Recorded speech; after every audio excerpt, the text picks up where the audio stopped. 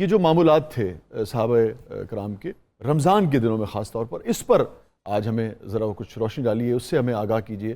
اور اگر یہ جو سوشل ورک ہے، یعنی کہ اسلام تو ہے ہی پورا سوشل ورک، لیکن خاص طور پہ اس حوالے سے بھی اگر کچھ آپ رہنمائی کر سکیں تو لوگوں کو انسپریشن ہوگی کہ رمضان میں اور صحابہ کرام جو ہے وہ کیسے لوگوں کی خدمت میں پیش رہا کرتے تھے. بسم اللہ الرحمن الرحیم. سب سے پہلے تو بنیادی طور پر میں یہ عرض کرنا چاہوں گا، ہمارے ہاں عموماً رمضان کے ہاں معمول یہ ہوتا ہے کہ صبح روزہ رکھا اور تقریباً عصر تک آرام کرتے ہیں اور اس کے بعد افطاری کا اہتمام شروع ہو جاتا ہے. بڑی اچھی بات آپ نے نقطہ اٹھایا. یہ سب کا نہیں تو بہت سارے لوگوں کا معمول ضرور ہے.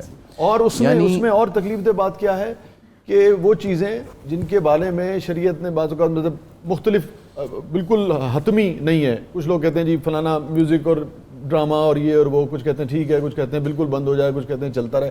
وہ لہو لعب جس کے بارے میں ہمارے دینی حلقے جو ہیں وہ کہتے ہیں کہ نہیں ہونا چاہیے، وہ خاص طور پہ وہ کرتے ہیں. اچھا، اس کا مطلب یہ ہوا کہ ہمارے ہاں روزے کا دوسرا مفہوم اور مطلب یہ لے لیا گیا ہے ویلے رہنا. جی، ویلے رہنا، سستی، کاہلی، تساہل پسندی اور فارغ بیٹھے رہنے کا نام روزہ لے لیا گیا. حالانکہ صحابہ کرام نے جس طرح روزے رکھے، میں عرض کروں گا آپ حیرت میں ڈوب جائیں گے. صحابہ اکرام کا روزہ مسلسل جد و جہد، سخت کوشش اور مشقت سے یہ عبارت تھا. مثلاً آپ دیکھیے، کوئی تصور کر سکتا ہے کہ روزہ رکھا ہو اور کوئی ہماری طرح کو باری بھرکم سحری اور افطاری بھی نہیں کرتے، محض کھجوریں ہیں اور جنگ میں اور جنگوں میں ہیں، مسلسل سفر اور جنگ. مثلا آپ دیکھیں رمضان شریف کے مہینے میں جنگ بدر، رمضان شریف کے مہینے میں ہی جنگ خندق کے لیے خندق کھودنے کا آغاز ہوا اور خود نبی پاک علیہ السلام اور صحابہ روزے کی حالت میں انتہائی مشقت امیز کام کرتے رہے، خندق کھود رہے ہیں. حالانکہ جا کے جنگ ذیقعد میں ہوئی ہے، لیکن کھودنے کا عمل رمضان میں شروع ہوا. اسی رمضان میں جنگ تبوک ہوئی. اسی رمضان کے اندر حضرت سیدنا عثمان غنی رضی اللہ تعالیٰ کے دور میں پارسیوں سے جنگ ہوئی جس میں یزدگرد قتل ہوا.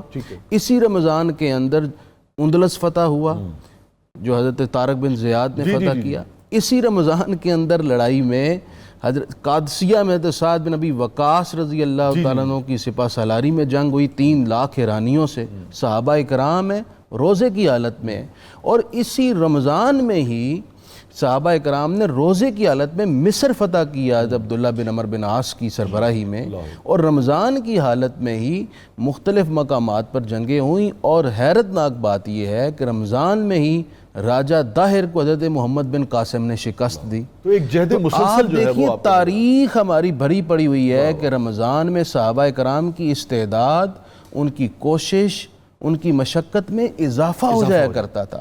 گویا کہ دوسرے لفظوں میں ہم اس طرح بھی کہہ سکتے ہیں کہ روزے کو انہوں نے اپنے اوپر سوار کر کے فارغ بیٹھنے کا کوئی ایک ان کا لمحہ یا عمل نظر نہیں آتا.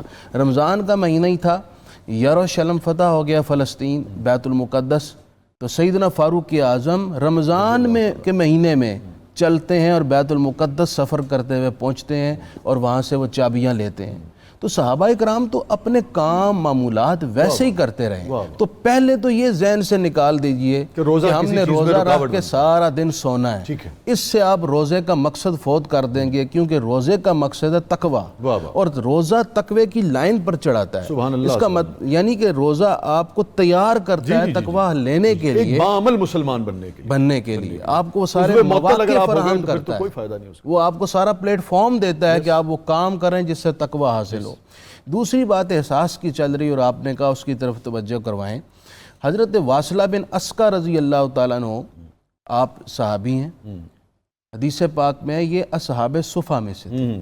کہتے ہیں رمضان کا مہینہ آتا تو ہم سحر اور افطار کے وقت وہیں مسجد نبوی میں بیٹھے ہوتے.